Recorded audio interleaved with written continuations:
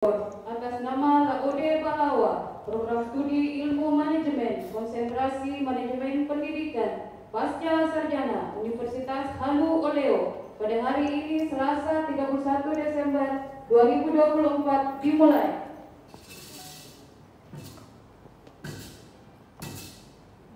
Direktur pasca sarjana selaku ketua penguji eksternal, sekretaris, promotor, tim penguji, dan promopenda memasuki ruang sidang.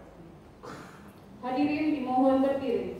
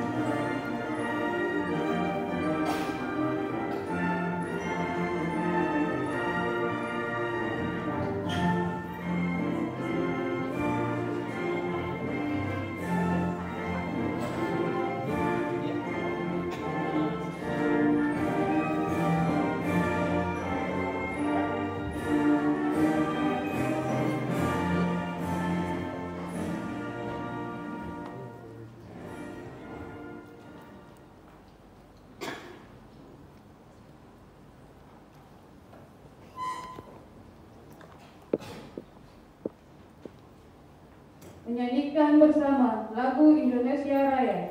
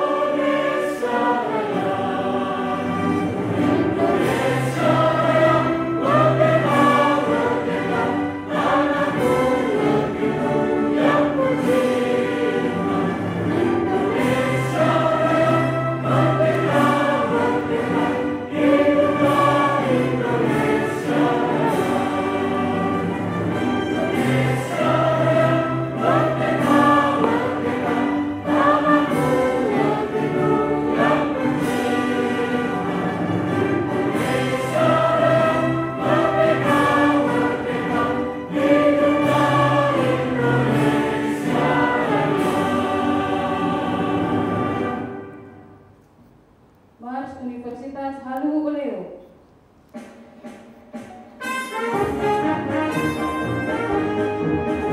Universitas Halu Oleo, alma mater tercinta lembaga ilmiah penuh irama ilmu amalia dan amal ilmiah, karya bakti setiap hari.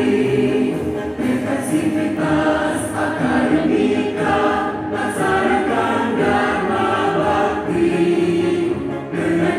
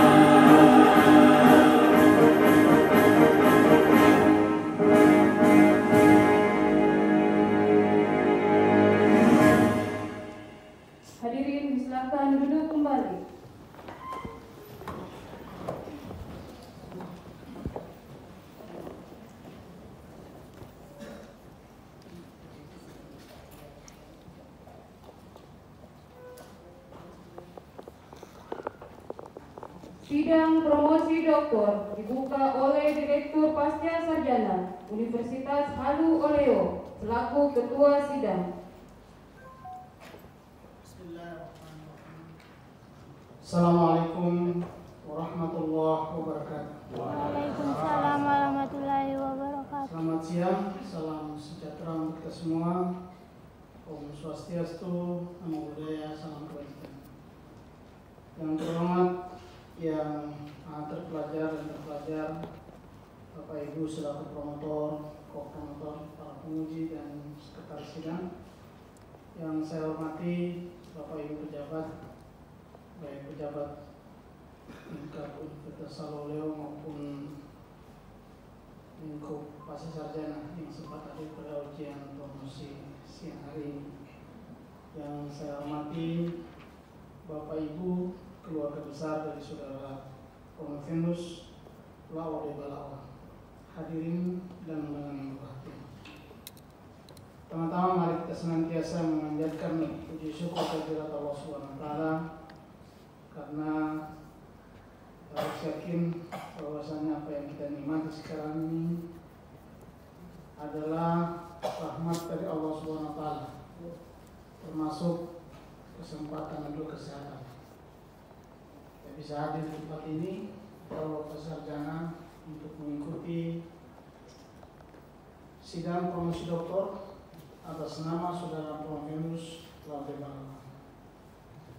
Selaku ketua sidang dan juga sekaligus sebagai direktur pasca sarjana, saya mengucapkan selamat datang kepada Bapak Ibu sekalian dan juga selamat mengikuti sidang promosi doktor ini. Sebelum ujian promosi saya lanjutkan, saya akan mengajukan pertanyaan kepada Promovenus. Apakah saudara sudah siap dan saya akan diuji siang hari ini? Baik. Dengan mengucapkan Bismillahirrahmanirrahim, hari ini Selasa 31 Desember 2024 pukul 14.03 waktu Indonesia Tengah, saya nyatakan sidang promosi doktor atas nama Lao de Balawa nomor registrasi K3YMN 18034, program studi ilmu manajemen konsentrasi manajemen pendidikan dengan judul disertasi organisasi dan mekanisme kepemimpinan paralel dan peranannya bagi pelestarian tradisi masyarakat adat Cecea di eks wilayah Kesultanan Buton secara resmi dibuka dan terbuka untuk umum. Selanjutnya saya persilakan Promovenus untuk mengambil tempat.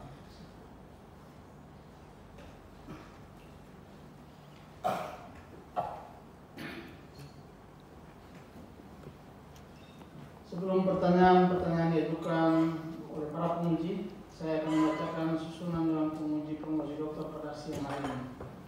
Ketua yang maha terpelajar Profesor Dr. Takdir Saidi, Sekretaris yang maha terpelajar Profesor Arnoldin PhD, Promotor sekaligus penguji yang maha terpelajar Profesor Dr. Lani M.Hum, Co-Promotor 1 sekaligus penguji yang terpelajar Dr. Harmoni MSc, Co-Promotor 2 sekaligus penguji yang terpelajar Dr. Laude Aswayadin, penguji eksternal yang maha terpelajar Profesor Dr.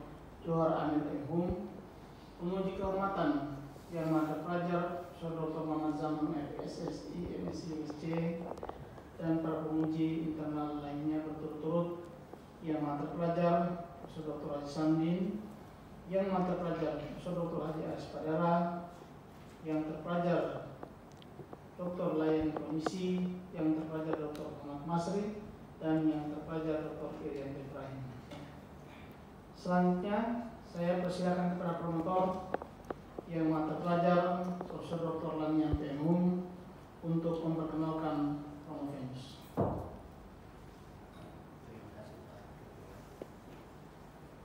Assalamualaikum warahmatullahi wabarakatuh. Waalaikumsalam warahmatullahi wabarakatuh. Riwayat singkat Promovenus. Riwayat keluarga. Nama Lao de Balawa. Tempat tanggal lahir Buton 31 Desember 1960. jenis kelamin laki-laki, agama Islam, suku bangsa Buton. Nama ayah Laude Pao almarhum, nama ibu Wahoja almarhumah, nama saudara Laude Alimaja almarhum, Laude Zakaria, Laude Hayati, dan Laude Milawati. Nama istri Nurmiati Ece, suku bangsa Mandar. Nama ayah istri Ece Wahola almarhum. Nama ibu istri Bunga Dia almarhumah.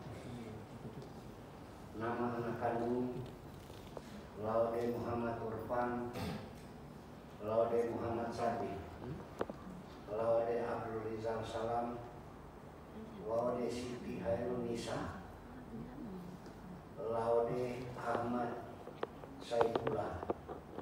Nama menantu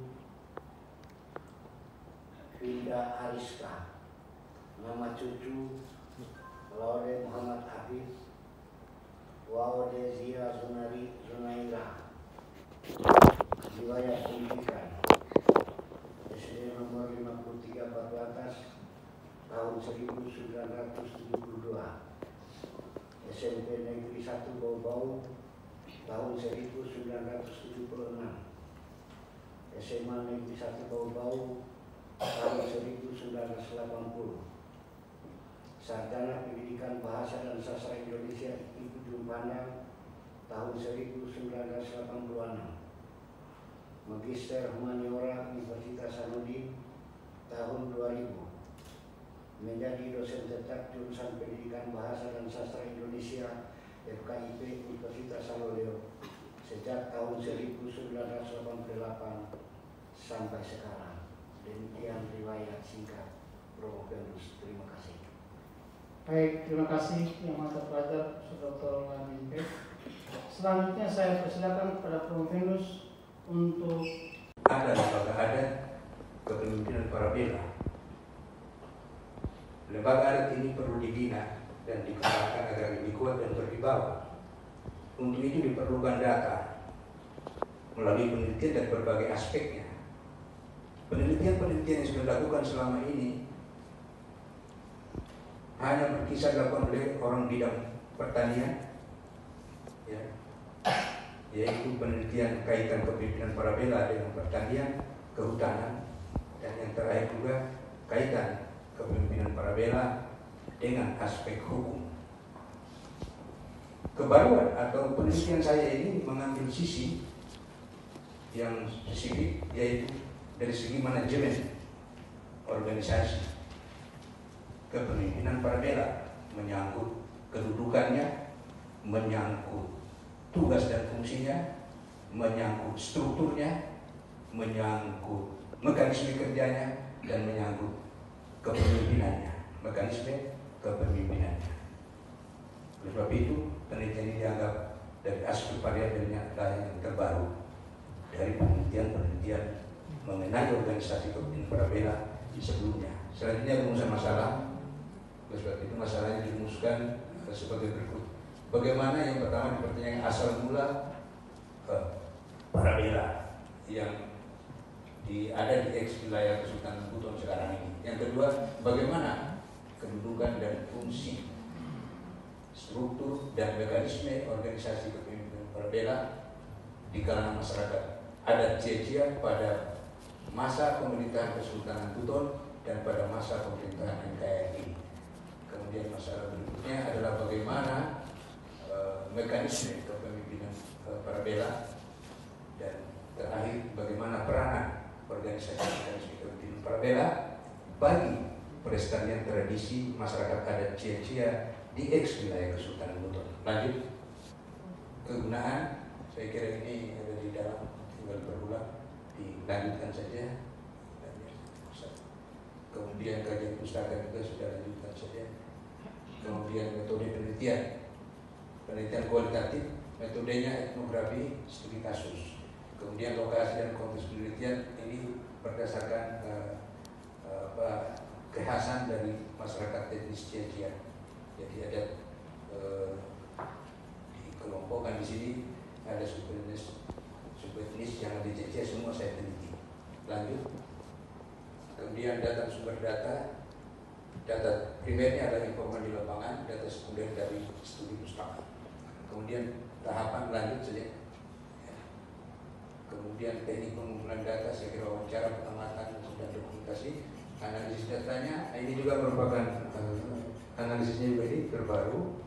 Kebaruan itu selain menggunakan analisis deskriptif kualitatif, saya padukan dengan struktural fungsional dari tahun pasok di dalam konsep analisis agilnya saya pakai. Lanjut, hasil dan pembahasan dari kajian asal mula Parabela ditemukan bahwa sebelum Kesultanan Buton sudah ada pemimpin adat yang disebut kerajaan-kerajaan kecil oleh berbagai penulis. Pemimpin adat itu sebenarnya pemimpin dari penduduk asli daerah itu.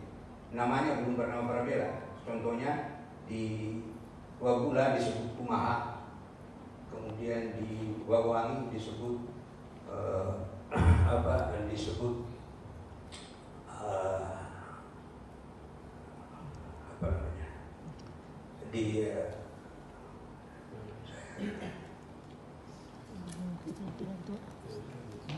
pokoknya namanya bukan belum Parabela. Nanti di Kesultanan Buton baru lahir istilah Parabela.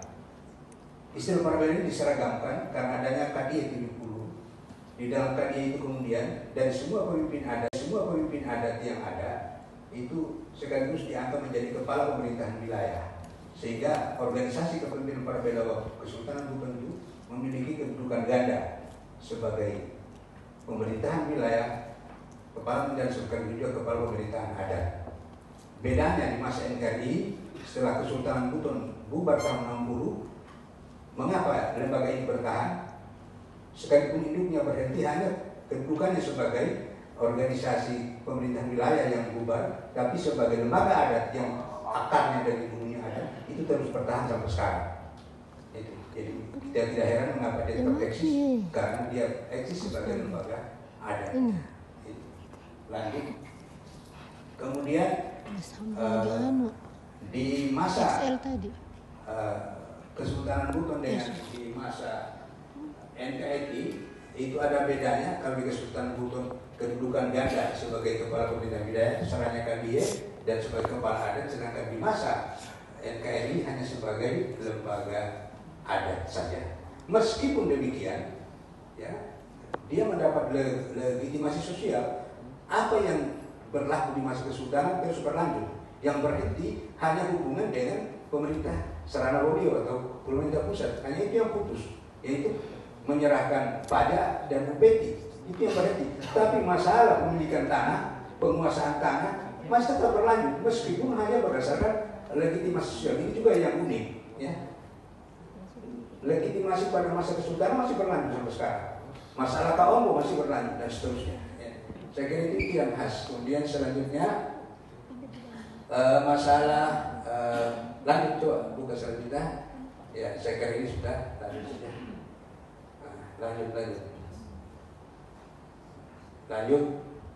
Lanjut. Ya, struktur dia itu lanjut ya. Struktur Parabela ini mengalami perkembangan dan perubahan yang luar biasa. Saya temukan dari ini, coba buka satu persatu.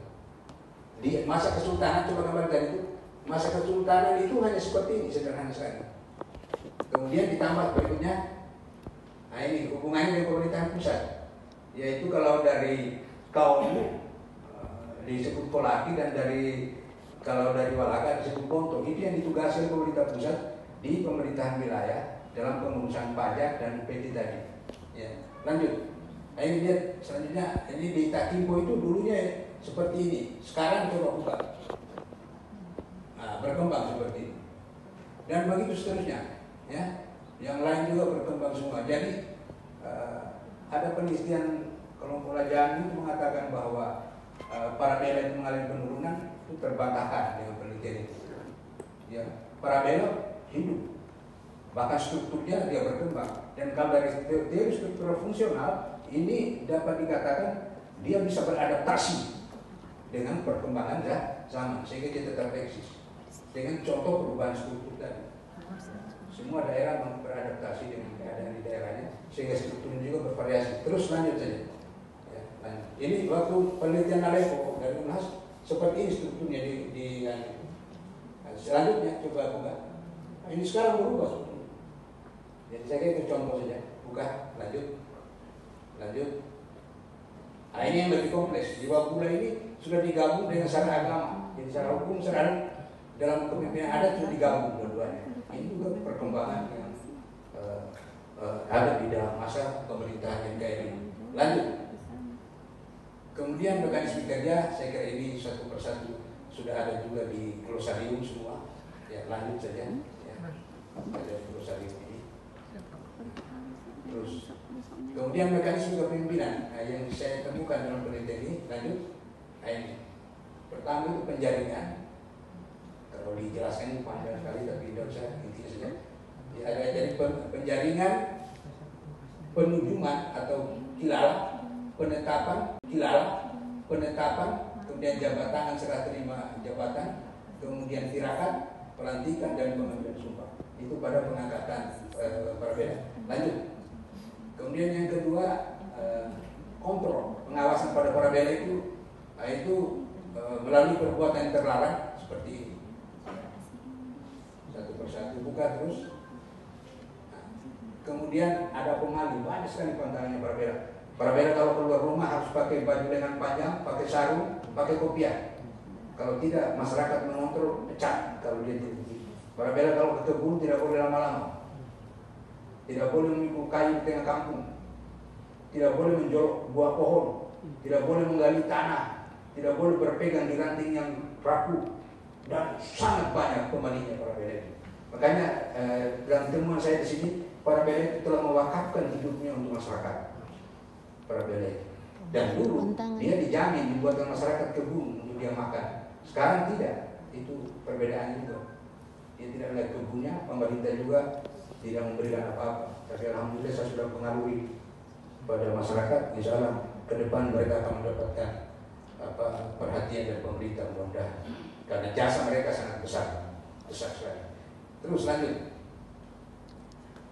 Kemudian mekanisme pengambilan keputusan. Kalau Parabela tidak bisa mengambil keputusan di zaman kesultanan, maka Kolaki atau Bondo melanjutkan masalah perkara itu ke Sarana Wolio.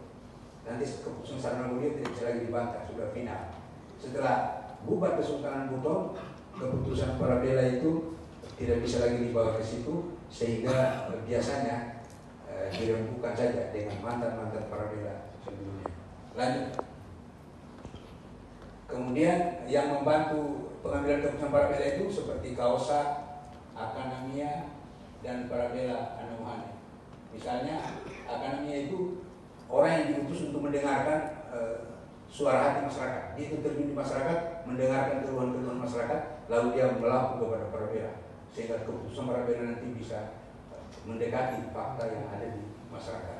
Kemudian Kaosa itu sebelum Parabela mengambil keputusan, Kaosa mengkritisi dulu, sama dengan Parabela Anohane, seperti itu juga.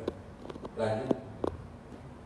Kemudian mekanisme pemerintahan Parabela, tidak ada waktu yang pasti kapan Parabela itu berhenti. Boleh 1 minggu, boleh juga puluhan tahun, bergantung kondisi dan keadaan. Kondisi yang dipertimbangkan itu sebagai berikut. Lanjut. Nah ini, misalnya kematian dirinya atau istrinya. Kalau sudah meninggal istri, tidak boleh Parabela tidak punya istri. Ya, jadi kalau kita mengikuti model Parabela, tidak bisa orang jadi gubernur kalau dia duda, misalnya, atau dia janda. Kemudian desakan masyarakat, ini kalau masyarakat mengontrol ada kesalahan Parabela, masyarakat mendesak agar Parabela itu diberhentikan. Kemudian dia pengunduran diri, ada Parabela disukai masyarakat, tapi karena ukuran keberhasilan Parabela itu pada kesejahteraan masyarakat, pada keamanan dari penyakit, pada kedamaian masyarakat, itu tidak terjadi, maka si Parabela itu malu sendiri, dia mengundurkan diri karena tidak sesuai harapan dalam posisi sebagai Parabela, karena tugas Parabela itu 3: di air, di laut, di darat, dan di masyarakat. nelayan harus berhasil, petani harus berhasil, masyarakat jauh dari penyakit dan kerugian. Kalau itu tidak terwujud, Parabelanya dianggap gagal. Makanya saya katakan Parabela adalah pemimpin spiritual. Dia diangkat sebagai pemimpin spiritual yang kerjanya hanya mendoakan masyarakat. Yang dia dianggap memiliki kelebihan karena dipilih dari keturunan Parabela, kemudian dia dikontrol dengan segala macam ketentuan sehingga dia bisa memiliki kualitas diri yang lebih dari yang lain. Dan itu dianggap orang seperti itu lebih diterima oleh Allah permintaannya, oleh Tuhan daripada yang lainnya. Lanjut, peranan terhadap bagi pelestarian tradisi masyarakat. Lanjut, untuk ada dua yang saya temukan di sini. Peranannya itu satu peranat adat, tradisi peranat adat, satu tradisi lisan.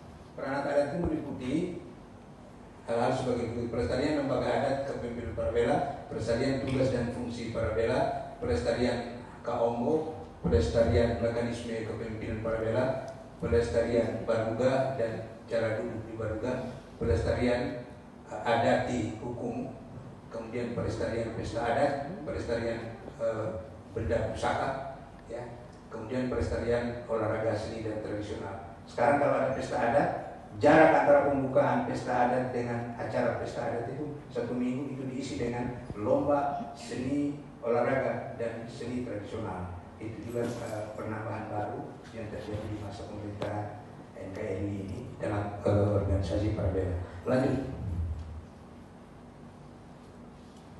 kesimpulan. Pertama,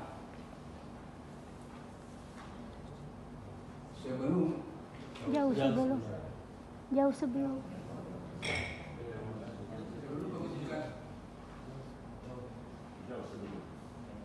sebelum pembentukan KDE sudah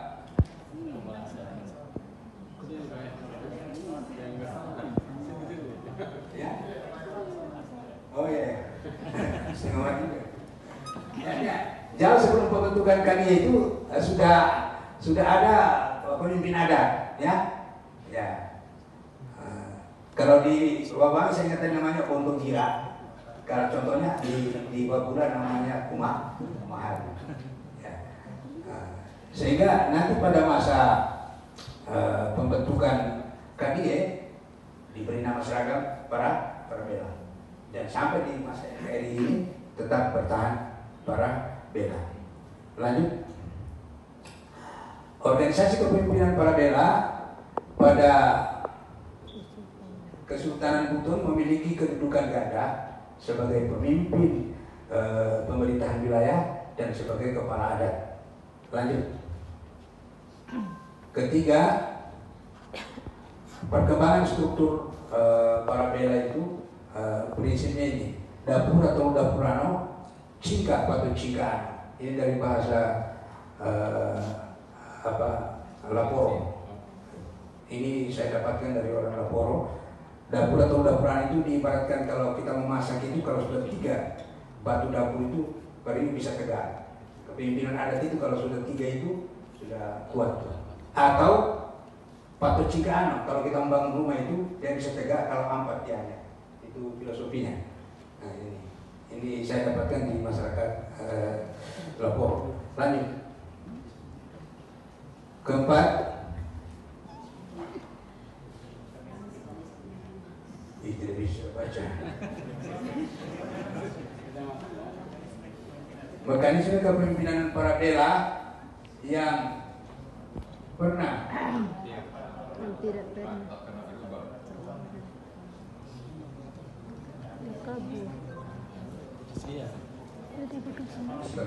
Ya, tidak usah dipaksa dibaca. Saya baca. Lanjut.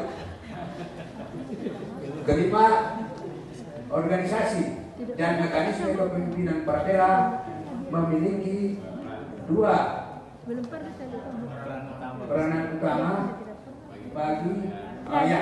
bagi pelestarian tradisi, yaitu pelestarian peranat adat dan pelestarian tradisi lisan. Kebaruan penelitian. penelitian ini salah satu kebaruannya dari segi variabelnya yaitu masalah manajemen organisasi kepemimpinan Parabela. Ini belum dilakukan oleh peneliti lain. 3 disertasi yang ada, 2 disertasi masalah dari bidang pertanian, 1 disertasi dari bidang hukum. Sehingga disertasi saya ini merupakan lain sesuai dengan jurusan saya manajemennya itu yang saya kaji. Kemudian metode analisisnya yang biasa orang deskriptif, analisis deskriptif kualitatif, saya tambahkan dengan struktural fungsional. Struktural fungsional ini fungsinya ketika kita mengkaji misalnya peranan, dia bisa mengungkap keunggulan proses itu melalui metode ini. Misalnya metode masalah adaptasinya, organisasi itu bisa bertahan karena soal adaptasi, ya. Kemudian masalah penerimaan perkembangan nilai integrasinya, misalnya masuk Islam ditambah dengan moji. Sebelum ada Islam tidak ada moji, tapi setelah masuk Islam organisasi ini menambahkan lagi satu namanya moji, membaca doa dari segi hukum Islam atau dari keislaman. Itu juga kemudian dari segi pola pertahanannya itu terkaji melalui struktural fungsional. Lanjut. Temuan baru, lanjut. Masih ada. Nah, ini kebaruan penemuan, ya. Wah, satu, saya menemukan bahwa itu belum pernah diungkap penelitian sebelumnya bahwa kepemimpinan Parabela di masa Kesultanan Buton itu 2 kedudukannya, 1 sebagai kepala pemerintahan wilayah, 1 sebagai kepala adat. Yang dianggap menjadi kepala pemerintahan wilayah adalah dia sudah duluan menjadi kepala adat, dan kepala adat yang berasal dari golongan Papara itulah yang disebut Parabela. Yang tidak berasal dari golongan Papara tidak disebut Parabela. Temuan lain yang baru, masyarakat Ciacia tidak mengakui adanya istilah Papara dalam stratifikasi sosial. Yang mereka kenal hanya istilah Ode dan Maradika. Papara itu asing bagi mereka, dan itu dianggap Papara itu klaim dari pemerintah Kesultanan Buton yang membagi stratifikasi masyarakat atas orang Wolio dan bukan orang Wolio. Orang Wolio itu adalah kaum dan Walaka. Asal usulnya kaum itu adalah Wakaka, asal usulnya Walaka itu adalah komunitas pendatang yang Patamiana itu. Sedangkan orang daerah asli kerajaan kecil itu dalam kitab tertutup disebut orang asing, tidak jelas keturunannya. Nah, itulah Parabela. Jadi penelitian ini sebenarnya ke depan harus dikembangkan. Parabela itu harus digali baik-baik supaya nyata. Jangan dianggap orang asing yang tidak jelas keturunannya menurut penemuan penelitiannya, ya. Jadi itu yang temuan baru bahwa orang Ciacia itu tidak mengakui adanya Papara itu yang dianggap orang asing. Yang diakui itu hanya Ode dengan Maradika. Maradika itu mungkin merdeka karena Kesultanan Buton dalam hal kepemimpinan adat tidak mencampuri sedikit pun. Makanya disebut Sultan Sambali. Jadi masalah kepemimpinan adat itu Kesultanan Buton sekalipun dia sudah menjadikannya sebagai kepala pemerintahan wilayah, tapi urusan adat merdeka, tidak pernah dicampuri. Yang dicampuri hanya urusan sebagai kepala pemerintahan wilayah. Nah, ini yang perlu digali lebih jauh dan dibahas dengan adil ke depan. Ya, saya kira itu. Kemudian yang terakhir ketiga itu adanya Parabela Wangi yang tidak lagi mengikuti aturan mekanisme pemilihan adat. Misalnya Parabela itu aturannya selama ini harus keturunan. Nah, di Wawangi itu bukan lagi keturunan. Saya temukan ini temuan baru juga. Dan ini perlu penelitian lebih lanjut. Ya, apa alasannya sampai itu terjadi dan apa dampak sosialnya ketika, karena dari analisis struktural saya menemukan keberhasilan eksisnya Parabela sampai hari ini karena kepercayaan masyarakat atas kemurnian prosesi atau mekanisme pengangkatan Parabela itu. Kalau itu tidak murni lagi, ada kemungkinan besar wibawa Parabela akan berkurang, dan itu saja lembaga Parabela tidak lagi ditaati, dihormati seperti sekarang ini. Kalau sekarang ini Parabela itu masyarakat lebih takut Parabela dari bupati. Karena dalam pengangkatan Parabela masyarakat disumpah, bukan hanya Parabela yang disumpah, masyarakatnya itu disumpah bahwa kita akan angkat Parabela ini. Siapa yang beko hatinya, tidak beres kata-katanya pada Parabela, ujung lidahnya akan jadi pangkal lidahnya akan jadi ujung lidahnya. Disumpah itu masyarakat, sehingga anak-anak tidak ada yang berani meremehkan Parabela, dia takut dikena sumpah. Baru Parabela juga disumpah. Ini yang tidak terjadi juga dalam sistem kepemimpinan. Kita ini hanya menyumpah pimpinan, tapi masyarakat seenaknya ngomong. Kalau mereka tidak, jadi lebih canggih, mereka sudah membangun kepemimpinan luar biasa, Pak. Ya, jadi bukan hanya para pemimpinnya yang disumpah, rakyatnya pun disumpah. Tolong dilihat waktu, Pak. Ya, kontribusi terakhir.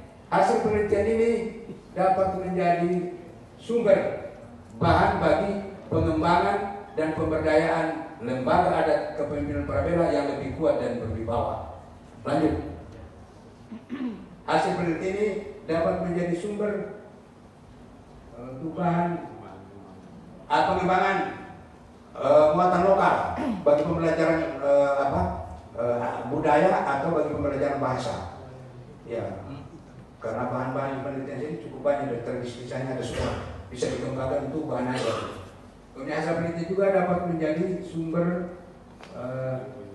bahan bagi saya. Ini sudah sejak 5 tahun yang lalu kita dengan Pak Prof. Kudi, mudah di sini Pak Prof. Kudi, kita sudah mengusahakan agar lembaga adat di Parabela itu, kan dari penelitian saya sebelumnya, Parabela itu berfungsi menurut aturan menteri dalam hal penyelesaian konflik yang harus berdasarkan peranata adat dan peranata sosial. Tapi yang terjadi konflik di Buton Selatan, tidak pernah Parabela sebagai pengambil keputusan. Ini karena Parabela tidak didukung dengan legalitas, dia hanya legitimasi sosial, tapi tidak punya legalitas politik. Kita sudah pernah mengusung, tapi sampai ini belum ada hasil. Mudah-mudahan karya saya ini bisa menjadi bahan akademik untuk perumusan kebijakan itu. Ya, saya kira itu. Kemudian penelitian juga dapat menjadi sumber bahan bagi penyusunan pemerintah daerah. Ya, saya kira demikian. Saya akhiri, lebih dan kurangnya mohon dimaafkan, mohon arahan dan bimbingan selanjutnya. Assalamualaikum warahmatullahi wabarakatuh. Terima kasih atas pemaparan ringkasan disertasi, bukan ringkasan, berlebih baik. Selanjutnya saya persilakan kelompok kedua sebagai penguji yang terhormat, yang terpelajar, Dr. Lode Soyani. Waktu 7 menit. Bismillahirrahmanirrahim.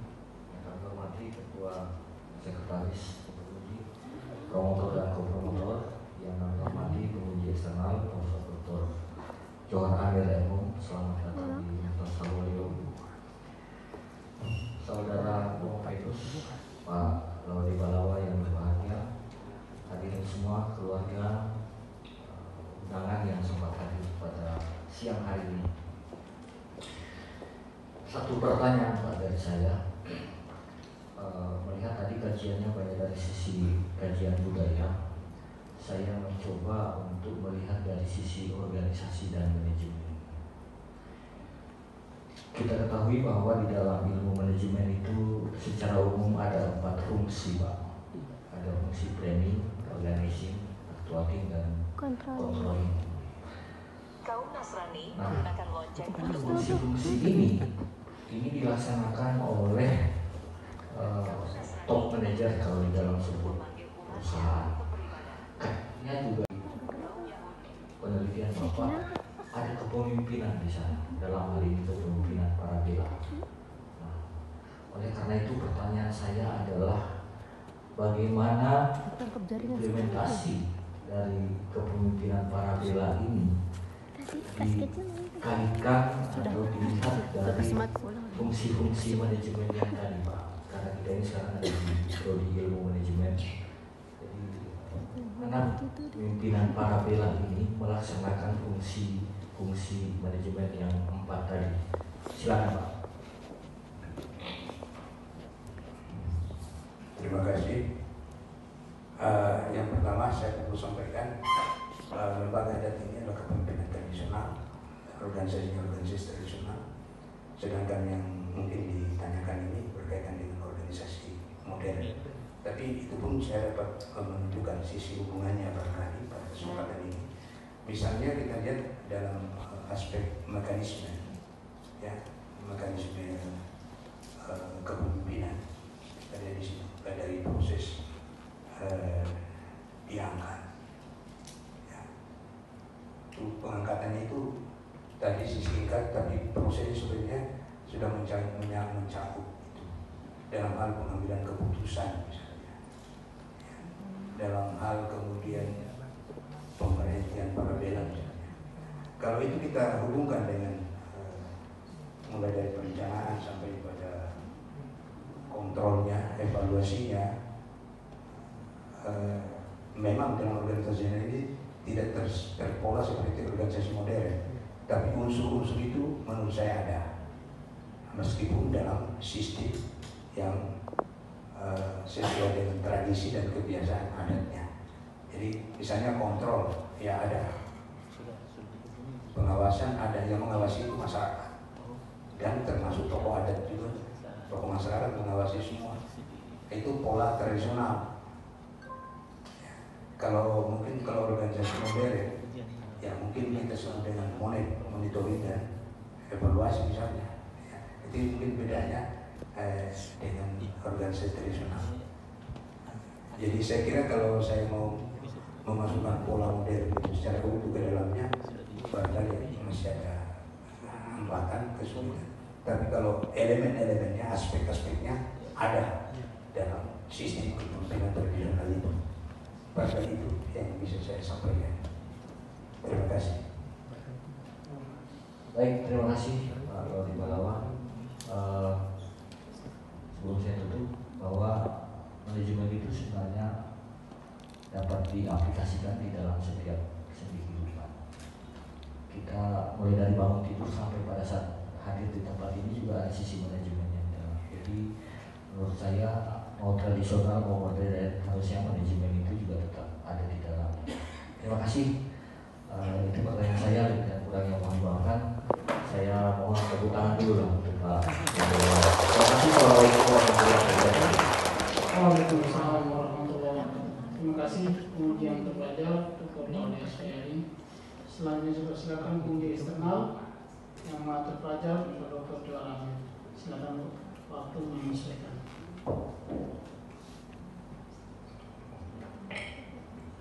Bismillahirrahmanirrahim. Assalamualaikum warahmatullahi wabarakatuh. Waalaikumsalam warahmatullahi wabarakatuh. Jadi yang saya hormati pimpinan Pasca Sarjana, yang saya hormati tim promotor, yang saya hormati pula tim penguji, para keluarga, serta yang saya hormati para tamu undangan. Terima kasih atas kesempatan yang diberikan kepada saya untuk datang sebagai penguji eksternal di tempat ini. Ya, jadi selamat juga saya ucapkan kepada Bapak Laudi Balawa yang telah berhasil mengikuti ujian promosi pada hari ini. Ya, jadi saya tahu Bapak ini pintar, ya. Ya, jadi Bapak hebat. Jadi yang ingin saya tanyakan, apakah kepemimpinan para bela itu bisa diterapkan pada pemerintahan sekarang, khususnya di Sulawesi Tenggara, dan upaya apa yang perlu dilakukan untuk menyesuaikan kepemimpinan itu dengan kepemimpinan sekarang. Silakan. Terima kasih. Yang maha terpelajar itu Profesor Dr. Johan Hemu. Memang suatu yang mosaik modern yang unik di masyarakat Czechia itu, ketika berbicara kepemimpinan para bela, betul-betul kembali pada kemurnian adatnya. Parabela itu harus keturunan Parabela. Parabela itu harus yang terbaik dari keturunan Parabela. Sebelum juga dia diputuskan, ada kilala, ahli-ahli nujum. Dia sudah dipilih oleh orang dia yang terbaik dari keturunannya itu, tapi ketika kilala tidak kena juga, yang Maha Kuasa tidak menunjukkan restunya, batal. Jadi di bugi, bugi dengan beranas itu agak beda. Kalau bugi, satu dulu diambil, lalu dibawa di kilala, tidak memenuhi syarat, ambil lagi calon baru. Nah, kalau di Burangasi lain, Burangasi itu menentukan 2-3 calon, baru dibawa ketukan kilala, tapi kilalanya lain. Mereka itu mengiris daun. Siapa yang paling lurus irisannya, itu yang diambil sebagai calon Parabela. Dan dia harus orang baik, tidak bisa berbohong, tidak, pokoknya pantangannya luar biasa Parabela itu. Jadi kalau kita lihat pemimpin modern ini, memang agak, dan anehnya juga masyarakat tuh ketika pemilihan pilkada aspek memilih nilai-nilai tradisional sebagai pemimpin pun jadi hilang juga. Udah. Tapi kita punya harapan besar. Kalau lembaga adat ini tetap ditegakkan, saya yakin, saya sangat yakin masyarakatnya itu masih akan lebih baik dari masyarakat yang tidak memiliki lembaga adat. Mengapa? Di tempat yang ada Parabela tidak pernah ada keberanian generasi muda berkelahi, karena ada Parabela. Itu satu, semua saya keliling, mereka mengatakan kalau ada Parabela tidak ada yang berani. Kalau bupati camat dilawan, ini hebatnya ini kepemimpinan Parabela. Jadi kontribusi pada kepemimpinan modern, kita berharap kalau ini dibina lembaga adat ini dengan baik, menurut saya masih ada keseimbangan dengan masyarakat antara dua model kepemimpinan. Kepemimpinan modern yang mulai kehilangan nilai spiritualnya, nilai demokratisnya, ya, insya Allah akan berimbang. Bahkan ada juga tokoh-tokoh adat yang mengusulkan kalau mau ada calon pemilihan bupati, bagaimana kalau kita buat syarat seperti Parabela.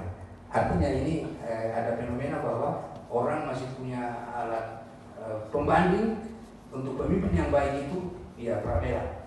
Paling tidak generasi itu diajari bahwa kalau mau lihat pemimpinan yang baik dan patut ditaati dan dihormati itu, ya seperti Parabela itu. Dan mekanisme pemilihannya memang sudah disaring sedemikian rupa. Ketika dia duduk, dia memiliki berapa pantangan, berapa larangan yang tidak bisa dilakukan, sehingga dia dianggap mulia, dianggap memiliki karamah, hubungan dengan Yang Maha Kuasa untuk memintakan kesejahteraan di laut, di air, di darat, di pertanian, dan di masyarakat dari wabah penyakit dan perkelahian. Jadi saya tetap optimis kalau lembaga ini dibina menjadi lembaga yang kuat dan berwibawa, insya Allah masyarakat yang memiliki adat lembaga adat itu akan lebih baik daripada yang tidak memiliki lembaga adat. Saya kira demikian. Ya, selanjutnya, apakah di daerah Buton itu ada bahasa daerah tertentu yang diajarkan sebagai muatan lokal?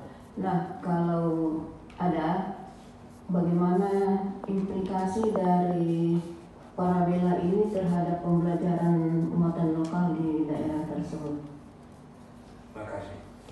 Untuk bahasa Cia-Cia, meskipun komunitas Cia-Cia ini jumlah penduduknya sangat banyak, tapi belum ada muatan lokal bahasa Cia-Cia. Karena yang berkembang di Buton itu muatan lokalnya itu bahasa Ulio.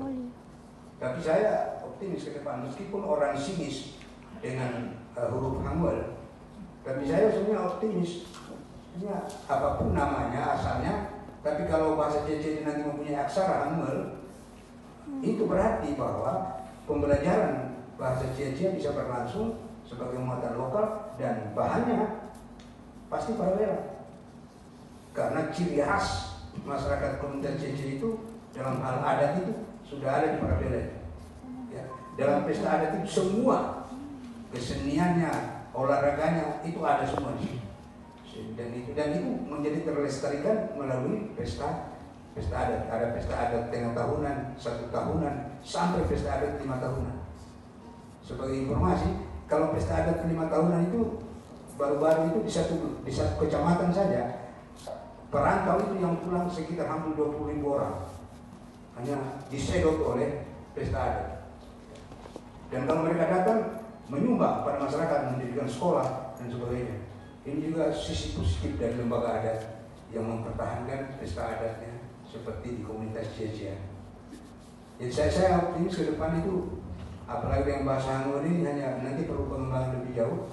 Saya kira bahasa Jejia wajar menjadi muatan lokal karena ada 2 kabupaten, hampir semuanya bahasa Jejia, yaitu Kabupaten Buton Selatan dan Kabupaten Buton. Sedangkan bahasa yang lain itu, bahasa Olio itu hanya di bau-bau saja, itu pun sudah campuran semua. Ya, sebenarnya hanya bahasa Olio punya sejarah, punya aksara dan sebagainya, saya kira itu.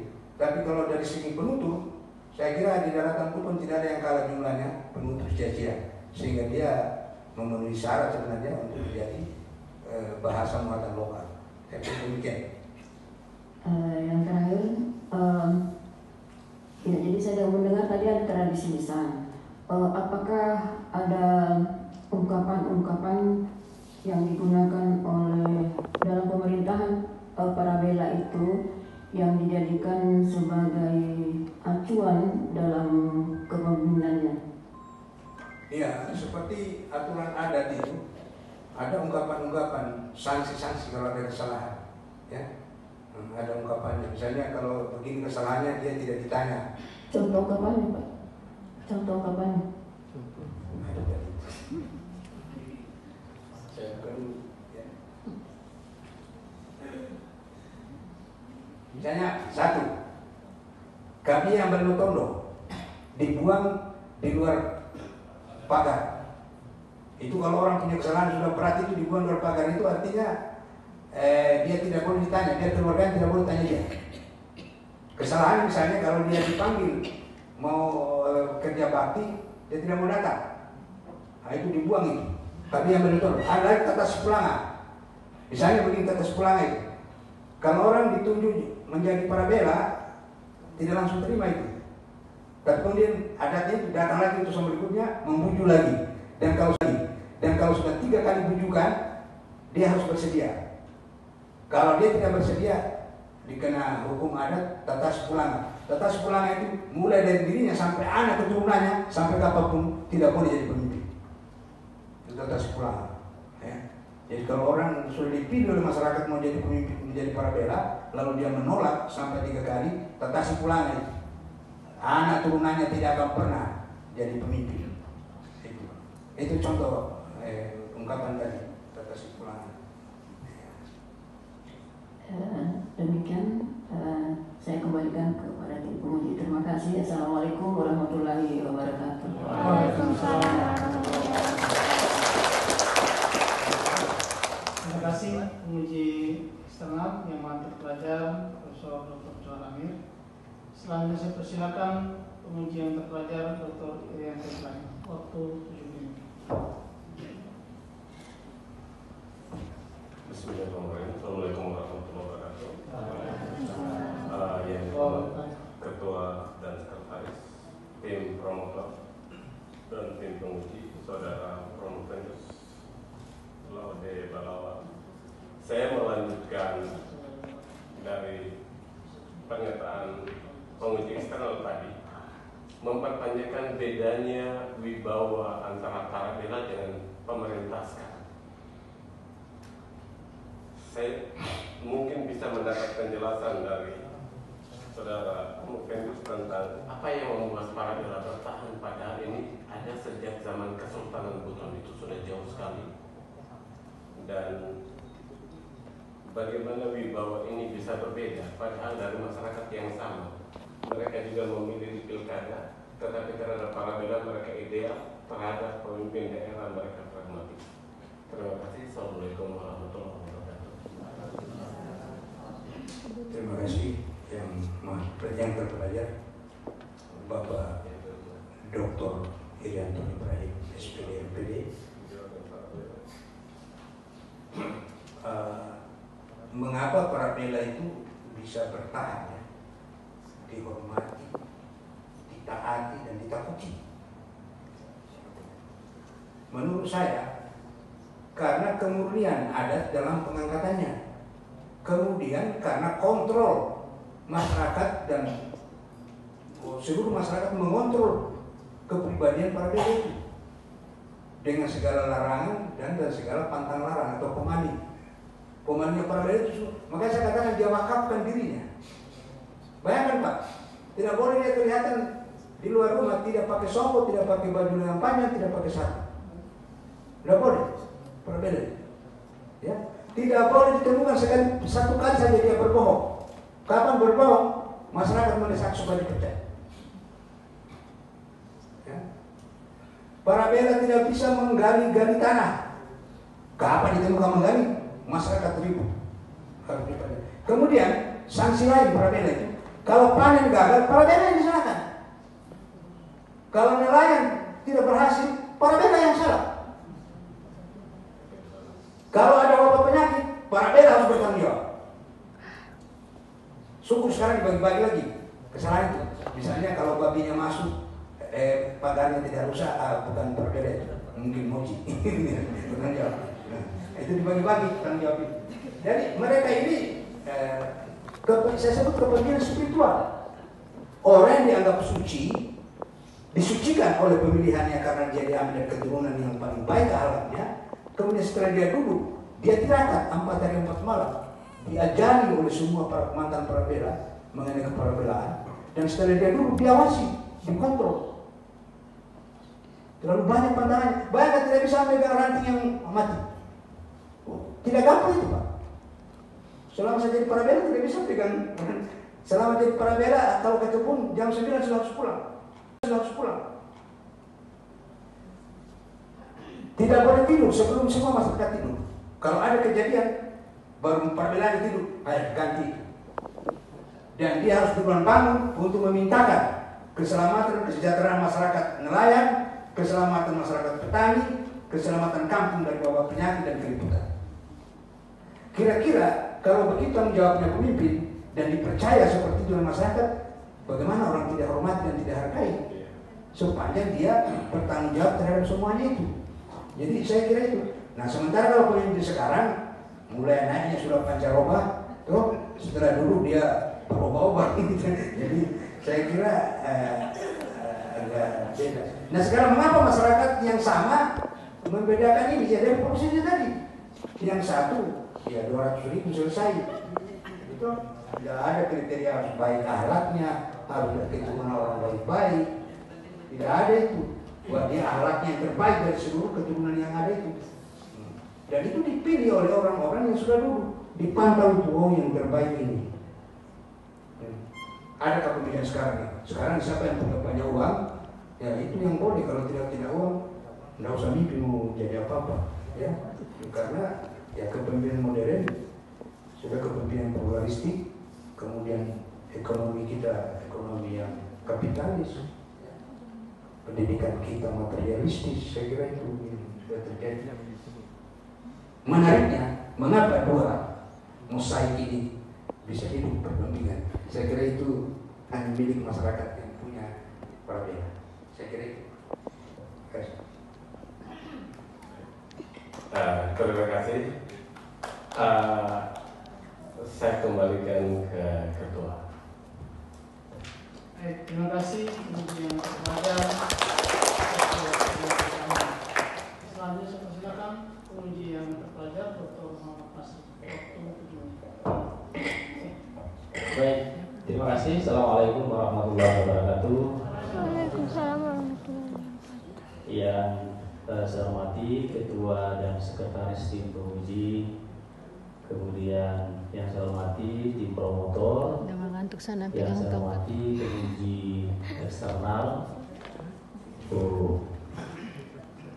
Profesor Dr. Johar Amir M. Selamat datang Prof di Universitas Aloleo. Yang saya hormati Bapak-bapak tim penguji internal Universitas Aloleo. Yang berbahagia Saudara Laude Balawa pada siang hari ini atau pada sore hari ini, menjelang sore ini maju pada promosi doktor ya, insya Allah sedikit lagi Ya, mudah-mudahan tidak ada halangan untuk diumumkan sebagai doktor di Universitas Haloyo dalam bidang manajemen. Baik Pak, saya mungkin Saudara Promovendus ada beberapa pertanyaan juga saya tidak sudah suara tidak ada. Tidak ada bidang manajemen ya. Ini juga sudah ada pesawat ya. Kalau kita lihat dari teori kepemimpinan yang ada, kira-kira kepemimpinan Parabella ini, pendekatan teori kepemimpinannya, dia berada pada posisi di mana? Karena ada beberapa teori kepemimpinan ini. Karena mungkin bisa saja dia servant leadership, kemudian mungkin dia lebih kepada pendekatan teori sifat, atau dia pendekatan ke teori perilaku, supaya bisa kita kaitkan, dan ini mungkin bisa diganti orang lebih akan ke depan itu bahwa seperti inilah kepemimpinan Parabella dan pendekatan dari asal usul teori kepemimpinan itu kan ada teori sifat, ada teori perilaku. Nah, kira-kira ini dia lebihkan, sehingga bisa kita golongkan bahwa dia arahnya ke situ, atau memang bisa saja juga dia berdiri sendiri. Nah, kira-kira menurut Promovendus seperti apa supaya ada kaitannya sedikit dengan ilmu manajemen, Pak? Silakan. Terima kasih yang terpelajar yang saya hormati.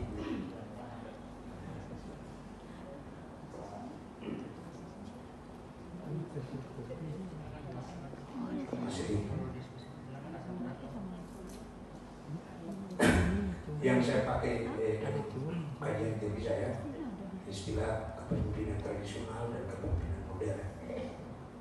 Parabella masuk dari penelitian saya simpulkan termasuk kepemimpinan tradisional. Hanya menariknya dia juga memiliki karakter sebagai pemimpin modern dalam hal demokrasi. Biasanya kepemimpinan tradisional kan absolut, ya. Dan Parabella ketika mengambil keputusan tidak melalui musyawarah. Ini juga yang jadi Parabella ini sudah dalam sekian ratus tahun hidupnya dia melakukan adaptasi. Menurut saya, ya, mungkin dulunya Parabella itu karena di awal-awal pembentukan KDI di suatu daerah itu kan hanya satu Parabella saja, tidak ada kemudian satu Parabella satu waci.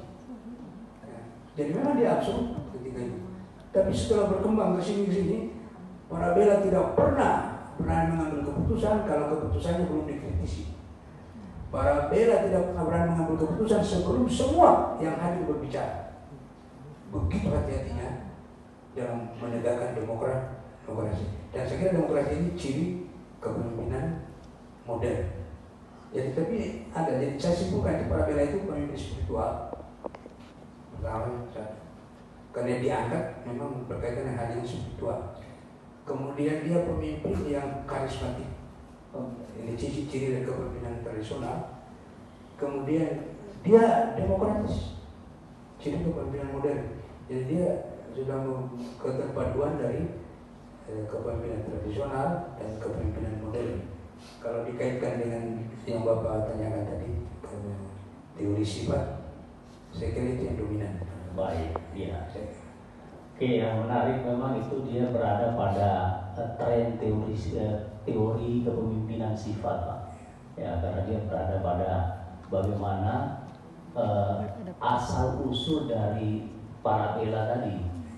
Sehingga kalau kita kaitkan lagi, ini malah justru terbawa lagi bahwa kalau turunannya nanti juga ada kemungkinan bisa menjadi Parabella. Nah, itulah yang dimaksud dengan teori sifat. Jadi itu ada bawaan, dalam teori manajemen ini seperti itu berbeda.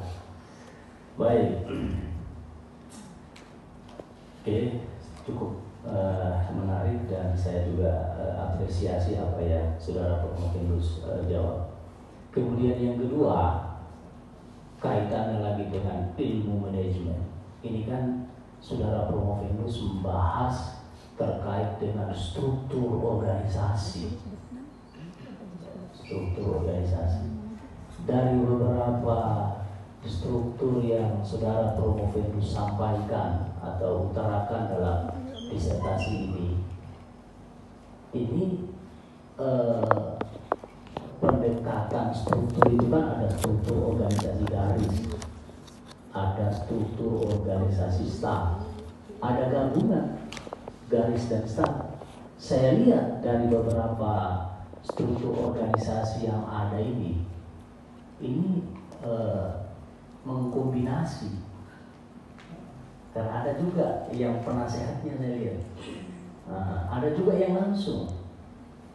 Ini mungkin saya minta pernyataan dari saudara Promovendus, kira-kira apakah memang struktur organisasi dari Parabela ini menganut pendekatan struktur organisasi apa dia, atau mungkin punya ciri khas sendiri? Silakan, saudara Promovendus. Kalau saya lihat sebenarnya pengembangan struktur organisasi Parabela itu, saya katakan Parabela sentris. Semua itu bekerja untuk membesarkan Parabela. Jadi misalnya tadi itu ada Kausa, ya, ada Parabela Nuhan, itu dia mengkritisi agar keputusan Parabela itu ada. Ya. Kemudian ada Muji yang juga berdoa. Semua untuk Parabela. Jadi hanya bagusnya, ya, dia tidak otoriter. Ya, kira-kira apa yang menjadi garis? Apakah ada staf atau ada dewan pembisiknya atau apa? Tidak, karena semua harapan tercurah pada Parabela dan semua struktur yang bekerja itu untuk membuat Parabela itu lebih spiritual, lebih bersih, lebih mulia, lebih bijak, dan seterusnya. Jadi mereka semua bekerja itu agar Parabelanya itu, kalau kita katakan dalam spiritual, lebih diterima baik oleh manusia maupun oleh Yang Maha Kuasa. Jadi kalau saya lihat, saya kesimpulan, saya katakan Parabela sentris. Semua, misalnya Waci itu tugasnya turun ke masyarakat atas segala kemauan Parabela itu disampaikan oleh Waci. Jadi ini orang pertama yang berfungsi langsung, segala keinginan Parabela itu dilakukan oleh Waci. Misalnya Juru Batata yang berdoa dalam bahasa daerah sebelum ada Islam. Setelah ada Islam, ada Muji yang berdoa. Tapi semua itu, doa-doa itu kan agar masyarakat lebih sukses, lebih sehat. Dan kalau berhasil begitu, Parabelanya yang dianggap bagus. Nah, begitu. Jadi semua bekerja demi kehebatan Parabela. Kalau menurut saya, dalam struktur organisasi Parabela ini, apakah masing-masing desa tadi itu, kalau kita bicara struktur ya, ini ada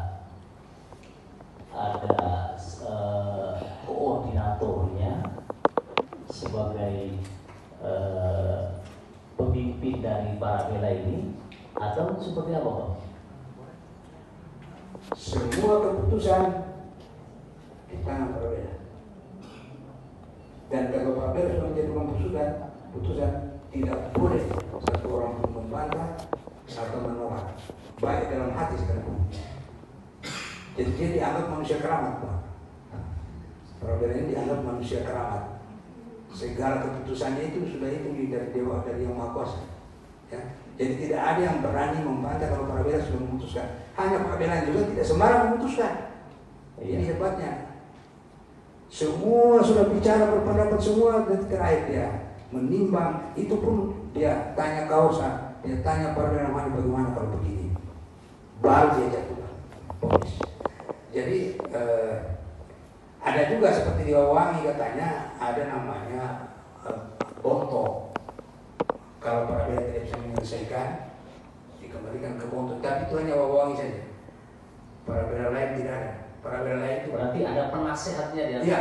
Kalau Parabela tidak bisa menyelesaikan, dibawa ke Bonto. Itu di Wawangi saja. Tapi untuk Parabela lain tidak ada. Sudah final itu Parabela. Tidak ada lagi di atasnya.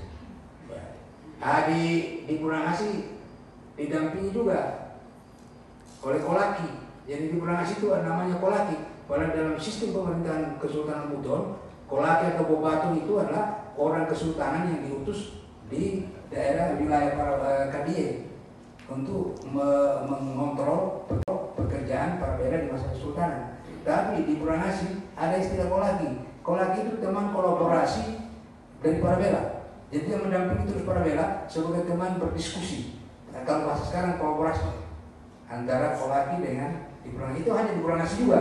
Makanya saya katakan di setiap daerah itu berkembang strukturnya itu menurut kebutuhan dan perubahan situasi daerah masing-masing. Nah, kemudian perkembangan lain sekarang adanya aturan pemerintah pembentukan lembaga adat desa. Iya. Nah, itu macam di daerahnya Pak yang itu di Buki, mereka tidak mau bergabung. Lembaga adat para bela tetap bertahan, lembaga adat desa menurut aturan menteri juga mereka bentuk. Alasan mereka jangan sampai lembaga adat para bela itu cederai ketika dia menjadi lembaga dari bentukan pemerintah untuk menjaga kemurniannya. Tapi untuk di Takimpo mereka sudah mulai menggabung dengan lembaga adat itu. Ya, Takimpo juga sudah mulai mengembangkan bergabung dengan sara agama. Yang banyak terjadi itu penggabungan dengan sara agama. Dulu sara agama itu hanya ada di masjid, imam, ya, hatib, muji. Sekarang dalam contoh di Takimpo, Pak. Kalau dulu acara Kadiri dengan kunut di bulan puasa dibacakan doanya itu di masjid. Ini yang terjadi di mana-mana di daerah Buton.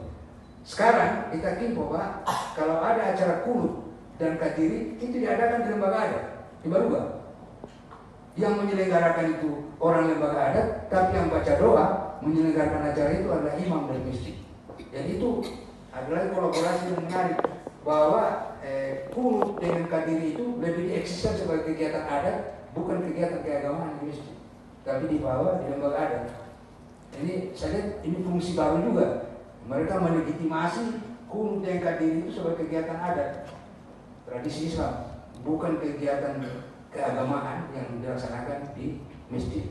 Saya kira itu. Terakhir pertanyaan saya, Saudara Profendus, kira-kira ini kontribusi penelitian Profendus dalam keilmuan di bidang manajemen tentunya secara teoritis dan praktis, silakan. Apa kontribusi dari penelitian?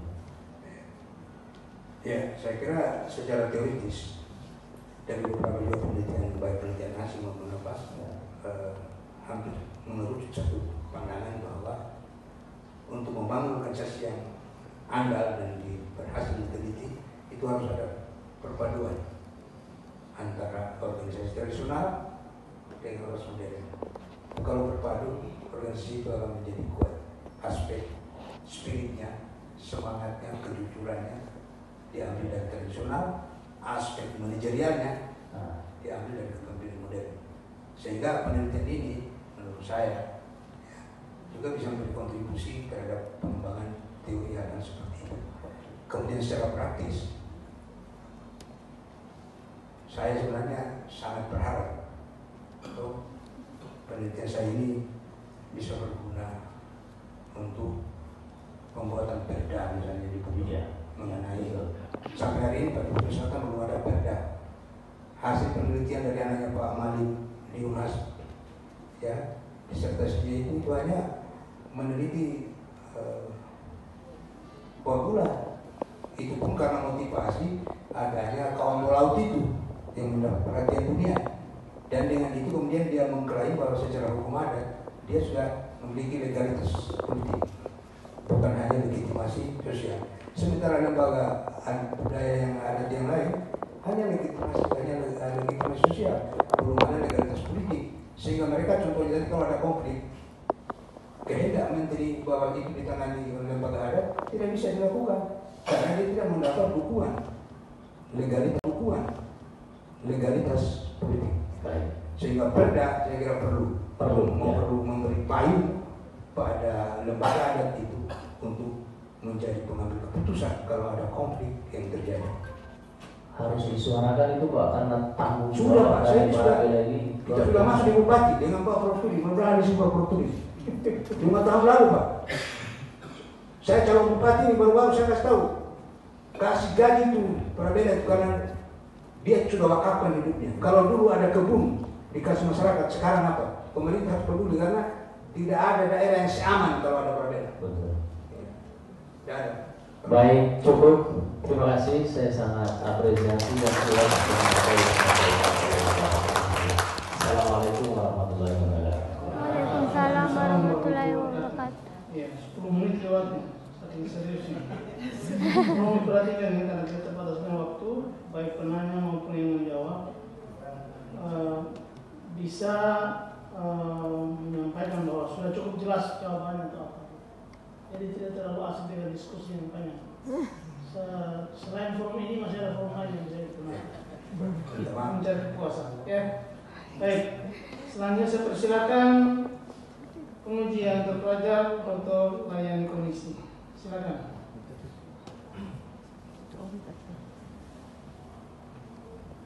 Terima kasih.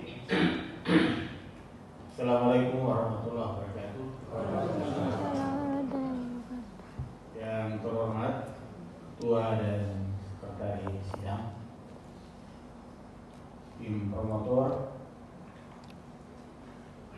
dan penguji eksternal yang sangat terpelajar, Profesor Dr. Zuhad Amir, MU. Sekali lagi selamat datang di Pasca Universitas Halu Oleo. Rekan-rekan tim penguji eksternal dan yang saya kira berbahagia, para promovendus Gaude Malawa. Saya apresiasi semangat beliau, ya, meskipun usia sudah tidak muda, tapi semangatnya semangat 46, bukan 64. Ya. Saudara Provendus, saya kira ada satu hal yang ingin saya sampaikan. Sebelum itu mungkin ada tanggapan dari saya soal kekuatan hukum putusan yang diambil oleh Prabela. Ya, jadi yang beberapa daerah mungkin yang saya pahami, yang saya hidup di 2 wilayah, di ada 8 dewa, Pak Dr. Bangudi ada di sini, dan kemudian di wilayah saya sendiri. Yang saya pahami bahwa keputusan hukum Prabela itu menyidangkan kasus ada 2. Kasus yang berkaitan dengan adat, termasuk dari Kaombot tentang masalah tanah, dan kasus yang tentang berkaitan dengan pidana. Nah, kasus yang berkaitan dengan adat itu selesai dan itu memiliki kekuatan hukum, selesai di sidang Prabela. Tidak ada lagi perpanjangan mau dilakukan kembali, selesai di sidang. Nah, kemudian kalau yang berkaitan dengan pidana, Prabela tidak. Dewan Adat tidak berwenang untuk pidana, itu diserahkan ke polisi. Nah, seperti itu. Jadi mungkin beberapa daerah mungkin yang tadi misalnya adanya lembaga adat yang dibentuk oleh pemerintah, memang itu di wilayah-wilayah tertentu itu tidak diakomodasi, ya, tetap dengan satu Prabela yang dibentuk secara adat. Itu. Kemudian yang berkaitan dengan ya, mungkin saya masuk dari pertanyaan pertama, bagaimana dengan kemajuan hari ini misalnya pewarisan tradisi lisan itu, karena ya kalau dulu ini, apalagi sekarang mungkin AI ini yang kemudian tradisi lisan itu masih bisa eksis. Kalaupun misalnya ada upaya, seperti apa cara itu? Itu yang pertama dulu, saya kira saya persilakan. Terima kasih yang terpelajar Bapak Dr. Layani Komisi MHUM.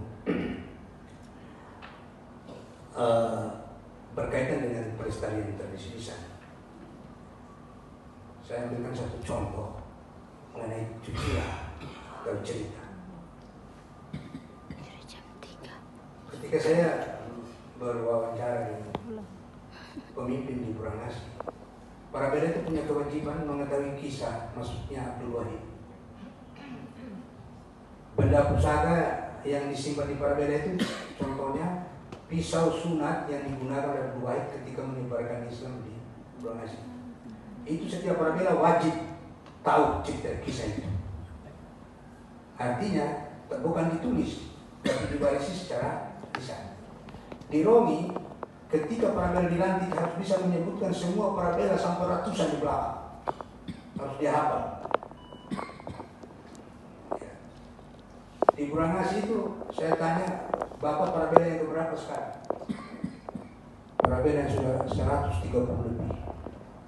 Nah, coba kita hubungkan kalau kekuasaannya itu dia baik sampai dia menepati 20 tahun.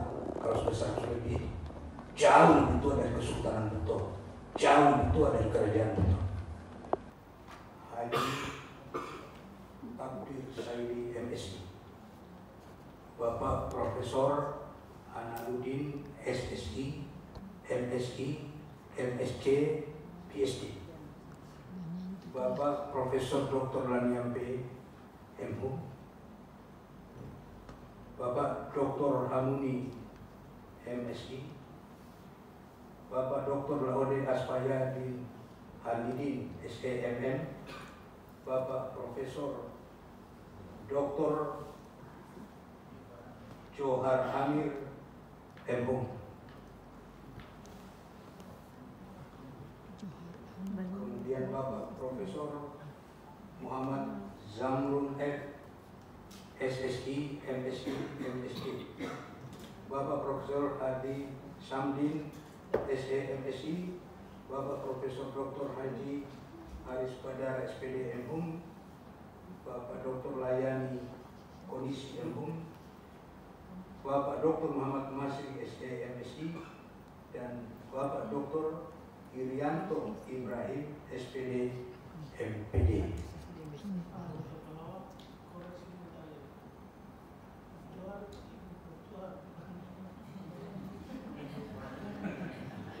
Ibu Profesor Dr. Johar Amir MHUM, penguji eksternal yang datang dari jauh dari Makassar ke sini.